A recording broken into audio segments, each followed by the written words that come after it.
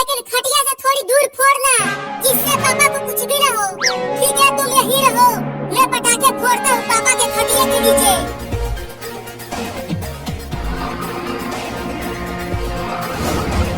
चिंटू ध्यान से फोड़ना, अरे तुम धीरे धीरे बोलो, नहीं तो अगर पापा जग गए तो हमें बहुत मारेंगे। पापा अब आप हवा में उड़ने वाले हो इस पटाखे के फटने के बाद। अब आग तो जलाओ पटाखे में। अरे मेरे पास तो माचिस है ही नहीं, अब कैसे फोड़ूं इसे? चिंकिया तुम जल्दी से आग लेके आओ, मेरे पास माचिस नहीं है। रुको लाती हूँ।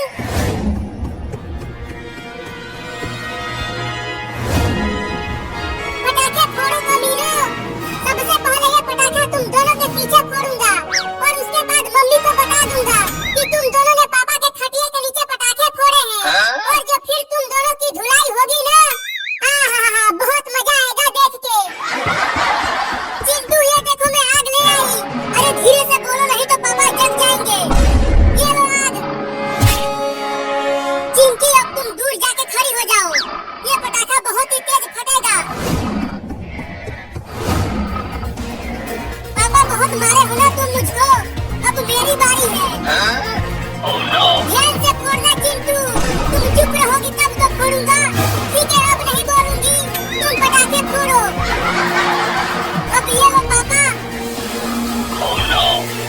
अब जल्दी वहाँ से भागो चिंटू, चलो उस कार के पीछे छुप कर देखते हैं। हाँ चलो, अब मेरी बारी है कमीनो।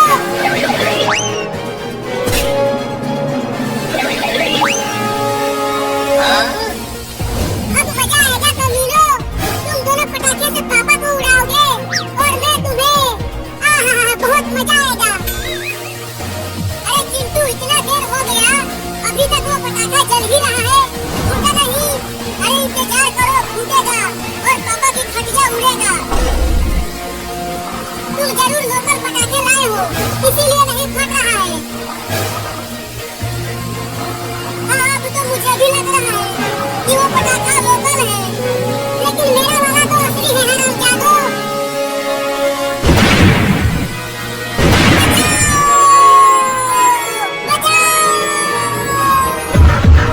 भूकंप आ गया, भूकंप आ गया, भागो भागो सब भागो। भूकंप आ गया, भूकंप आ गया, भागो। अरे पापा रुक जाओ, कोई भी भूकंप नहीं आया है। वो दोनों चिंटू और चिंकी ने आपके खटिया के नीचे पटाखे फोड़ दिए थे। क्या? अरे दादा, कौन कमीना हमारे पीछे पटाखा फोड़ दिया? उठा भी नहीं जा रहा है। चिंटू लगी तो नहीं, बहुत तेज लगी है। अगर मुझे वो मिल गया ना जिसने हमें पटाखे से उड़ाया है, तो मैं उसे छोड़ूंगी नहीं। मैंने फोड़ा है वो पटाखा तुम दोनों के पीछे। क्या? अब तुम दोनों की जमकर धुलाई होगी, बहुत शरारती हो गए हो तुम दोनों। पापा मेरा पैर जल गया है उस पटाखे से, तो मुझे मत मारना, मुझे भी मत मारना पापा, मेरा भी पैर जला है। चुप झूठा।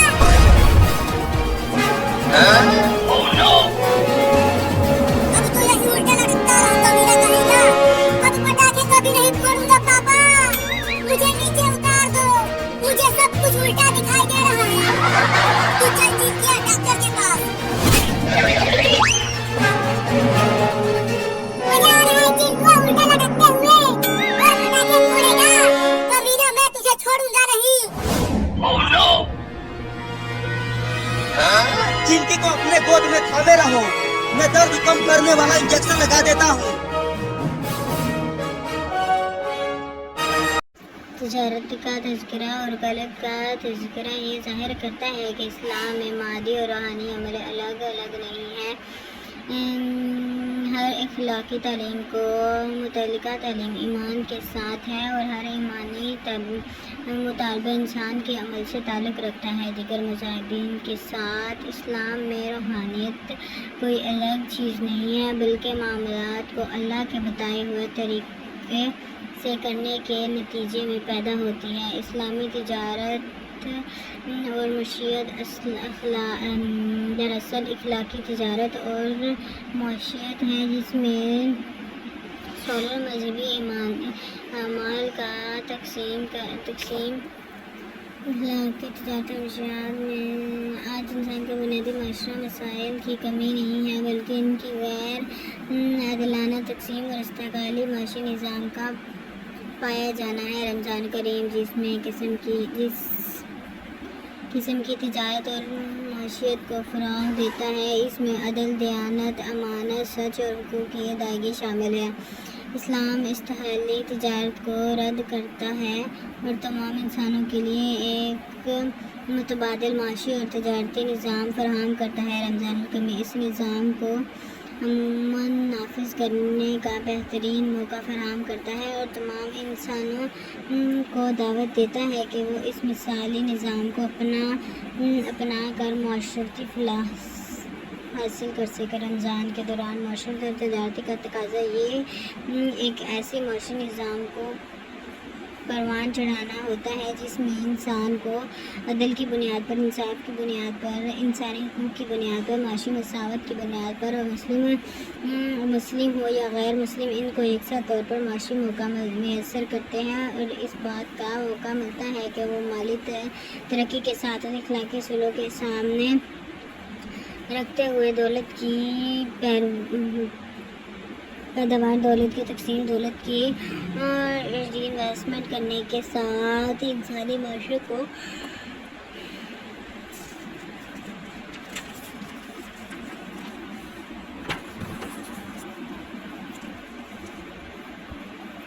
روزہ ہماری زندگی پرسکون ایک پرامن معاشرہ بنا سکے۔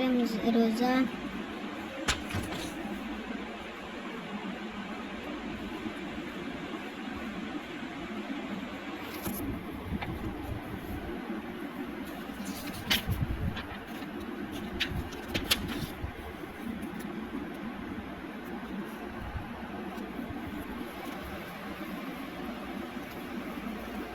ہمارے اندر ایک نئی معاشی فکر پیدا کرتا ہے جس کی نمایاں خصوصیات کفایت اور سادگی یا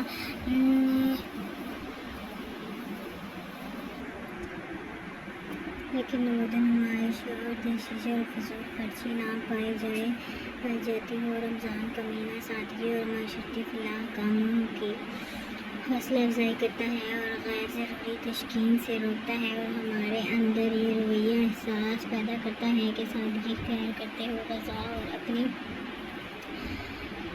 اور اپنے دیگر معاملات میں ضروریات کی حد تک رہا جائے اور تعیش کا اختیار نہ کیا جائے۔ گویا روزہ کیا نفس کے ذریعے اور ان اچھے عادات کے ذریعے جو اس پورے مہینے کے ثمرات ہیں ہمارے نقطۂ نظر کو تبدیل کرتا ہے اور یہ سمجھتا ہے کہ سادگی معاشی معاملات میں سادگی، غذائی معاملات میں سادگی، گھریلو معاملات میں سادگی معاشرے میں اختیار کی جائے جس کے نتیجے میں معاشیات کے اوپر سے ایک بڑا بوجھ اور تعشیات سے ہوتا ہے کم کیا جا سکے۔ جائزہ لے کر دیکھا جائے تو معلوم ہوگا کہ بہت سے ایسے ممالک میں جہاں پر بحث میں خسارہ کار رجحان پایا جاتا ہے، ان کاموں کی معیشت کا ایک بڑا حصہ تعشیرات پر صرف ہوتا ہے اور اس معاشی بوجھ کو بڑھانے کے لیے ذرائع ابداع نمایاں کردار ادا کرتے ہیں۔ ایک شخص جو بغیر غازے کے بھی پرکش نظر آتا ہوا بلاک عامہ کے ذریعے اثر غیروں کے استعمال پر آمادہ ہو جاتا ہے۔ سرمایہ دارانہ معیشت کی ایک بنیادی خصوصیت اس کا کنزیومر کو فروغ کر دیتا ہے جس کے ذریعے اثر ایک شخص غیر معاشی اختیار کہ ہم ایسے اندر سادگی کے ذرائع ان ضروریات کو، ان اقدام کو رواج دے جو ایک صحت مند معاشرے کے لیے مفید ہوں۔ گویا روزے کے معاشی اثرات میں میں سے ایک پہلو یہ بھی ہے کہ یہ ہمیں معاشی میدان میں سادگی کی تعلیم دیتا ہے اور ان چیزوں سے بچنے کی طرف ابھارتا ہے جو عام طور پر قومی خزانہ اور معاشی بوجھ کا باعث بنتی ہیں۔ اسلامی نظام معیشت کی یہ خصوصیات ایسی ہے کہ اگر ان کو مغرب اور مشرق کے استحکامی معاشی نظام کی جگہ قائم کر دیا جائے تو انسانیت بھوک، افلاس اور معاشی استحکام سے نجات حاصل کر سکتی ہے۔ ایک اور پہلو شیئرنگ کا ہے، یعنی ایک افراد کے معاشی رائل پر صرف اس کا اور اس کے خاندان کا نہیں، دوسرے انسانوں کا بہت حق ہے، اور اس شیئرنگ کے معاشرے میں خوشحالی اور معیشت میں کشادگی اور ٹھہراؤ پیدا ہوتا ہے۔ روزے کے دوران تاجروں اور عام روزہ دار میں سے احساس بھی پیدا ہوتا ہے کہ وہ اس دنیا کی تجارت میں جتنی توجہ اور محنت سے اپنا وقت اور مال لگا رہے ہیں، کیا اسی مناسب سے آخرت میں کامیابی حاصل کرنے کے لیے بھی کوئی انویسٹمنٹ کر رہے ہیں یا نہیں۔ اصلی انویسٹمنٹ تو وہی ہے جو نہ صرف اس دنیا میں بلکہ آخرت میں ایک مسلمان کو کامیاب کر دے۔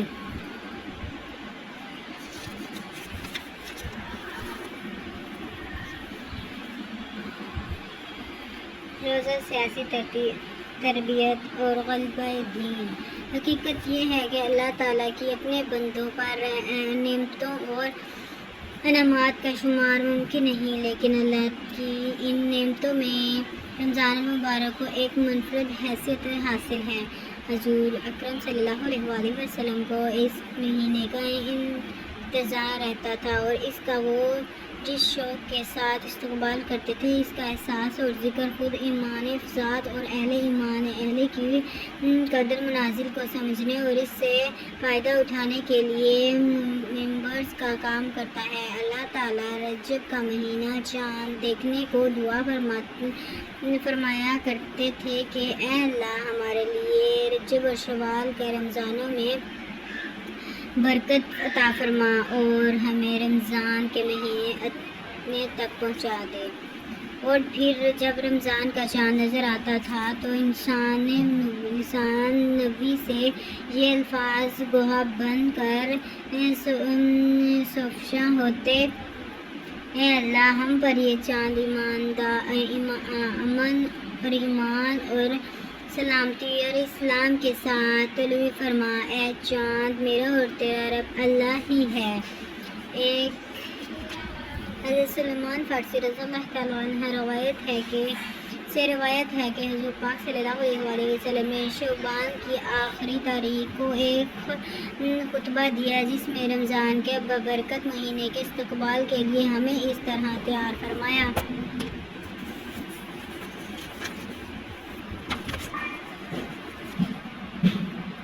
اے لوگوں، بہت بڑی نعمت اور عظمت اور بابرکت والا مہینہ تم پر یہ فنگن ہونے والی ہے۔ اس مبارک مہینے کی ایک رات 1000 مہینوں سے بہتر ہے۔ اللہ تعالیٰ نے اس مہینے کے روزے تم پر فرض کیے گئے ہیں اور رات کے قیام منسوخ تراویح کو نفل قرار دیے گئے ہیں۔ جو شخص اس مہینے میں دل کی خوشی سے ایک نیکی کا کام کرے گا، اس کو دوسرے مہینوں کے فرض کے برابر ثواب ملے گا، اور جو شخص اس مہینے میں ایک فرض ادا کرے گا، اللہ تعالیٰ اس کو دوسرے مہینے کے 70 فرضوں کے برابر ثواب بخشے گا۔ یہ صبر کا مہینہ ہے، صبر کا اجر جنت ہے، اور یہ غریبوں کی مالی ہمدردی اور امداد کا مہینہ ہے۔ رمضان کی ببرکتوں کا ذکر فرماتے ہوئے اللہ تعالیٰ نے آپ صلی اللہ علیہ وسلم نے اس خطبے میں روزے کے 2 اہم پہلو کو اجاگر کر فرمایا ہے جو روزے کی روح اور مقصد کو سمجھنے میں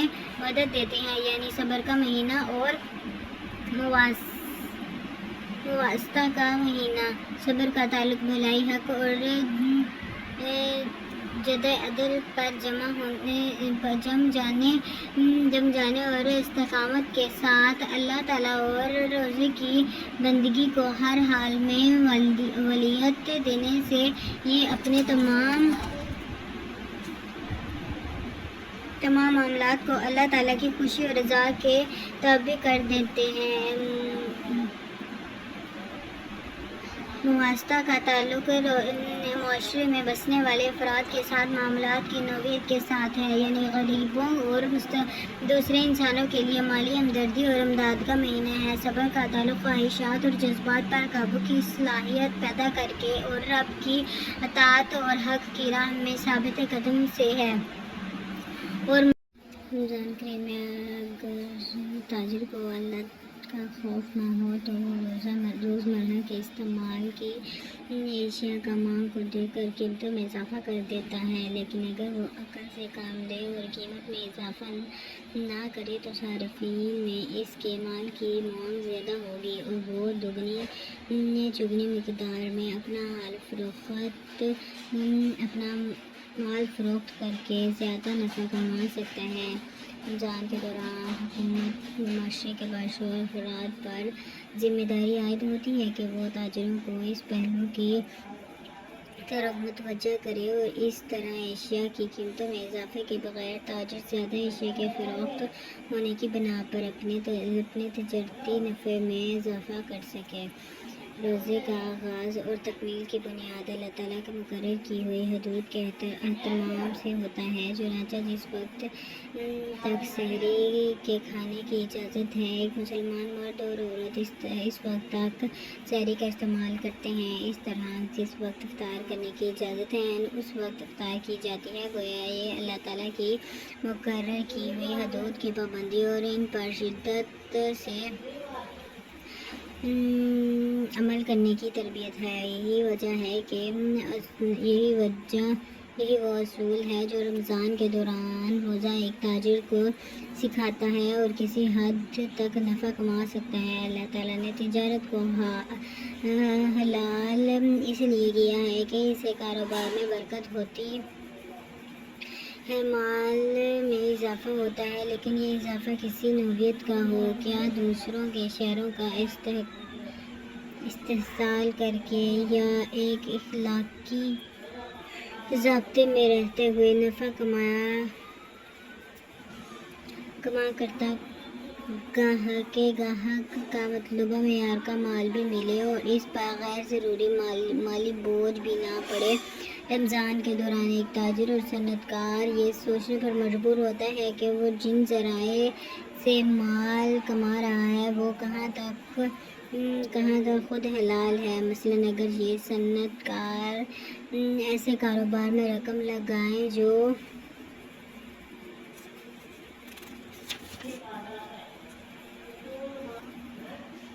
मुश्तबा या हराम हो, जैसे स्टॉक मार्केट में बाजारी लगाना या मुअज्जर से मशरूबात तैयार करके फ़रोख्त करना या ऐसे अशात रात का इस्तेमाल जो फहश और गैर अखलाकी हो, या ऐसे ड्रामों की तैयारी के लिए माली इमदाद है जो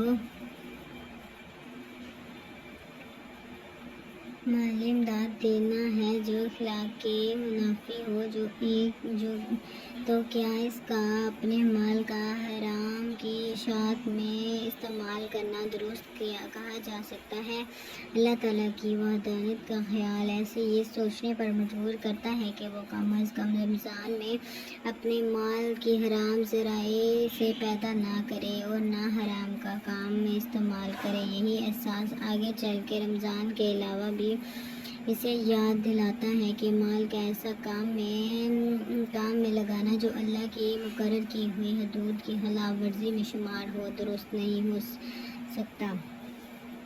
रमज़ान का एहतराम न सिर्फ हराम से बचने की तरबियत देता है, बल्कि मज़बूत तौर पर ऐसे कारोबार कायम करने पर उभरता है जो इंसानियत के फलाह और माशरे में माशरी अदल का क़याम कर सकें।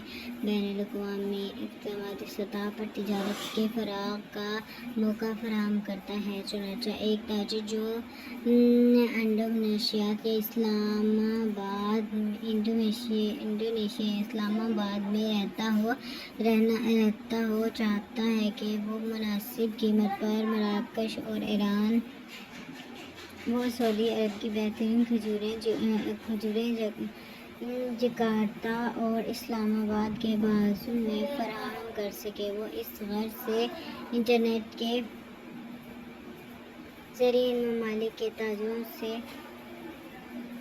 رابطہ کرتا ہے اور آخرکار اس کی کوششوں سے 1000 میل دور پیدا ہونے والی کھجوروں سے بے شمار افراد لذت یاب ہوتے ہیں، اور اس طرح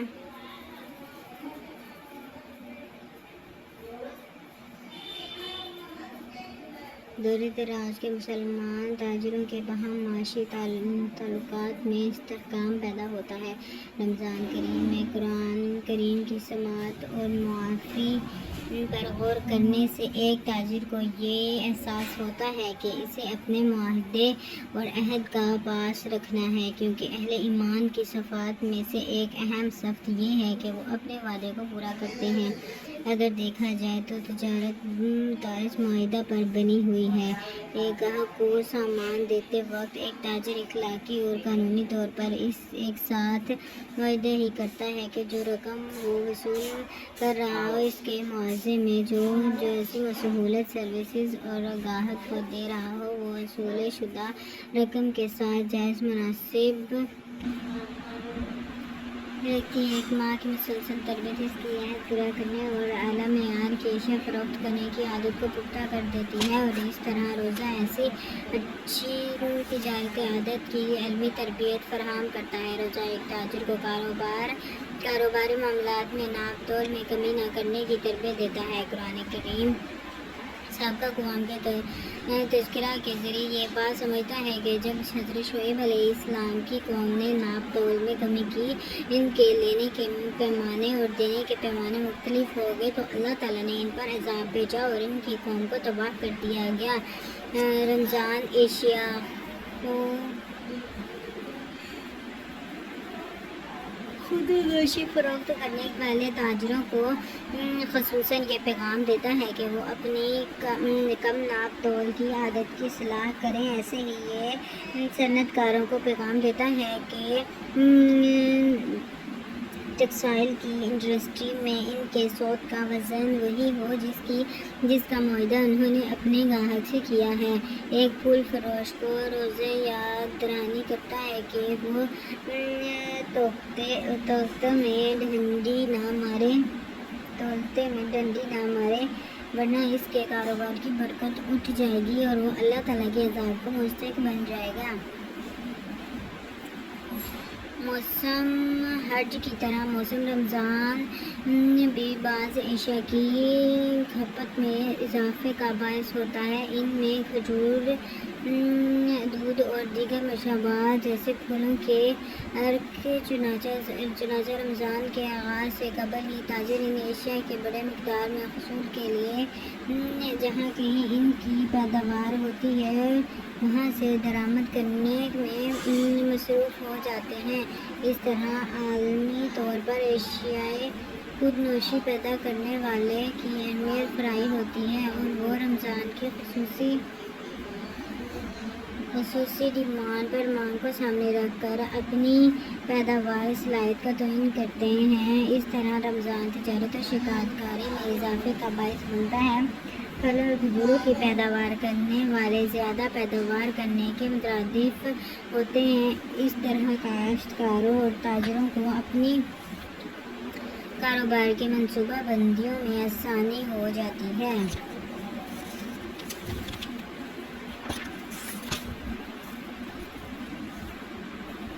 رمضان میں کسی کا روزہ افطار کروانا ایک روزے کے برابر اجر اور ثواب دیتا ہے۔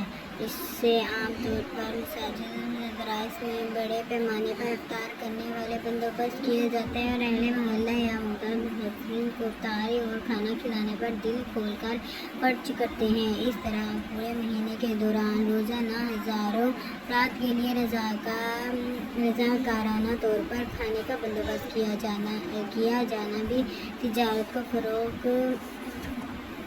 دیتا ہے۔ رمضان میں معاشی اور تجارتی معاملات میں امانت داری اور صحیح ناپ تول کی عادت اور کی عادت کاروبار میں برکت کے ساتھ ساتھ مارکیٹ میں اچھی شہرت اور اعتماد کو بڑھاتی ہے، اور ان دو خصوصیات کے نتیجے میں تجارت کو مقامی، ملک اور بین الاقوامی سطح پر فراغ ہوتا ہے۔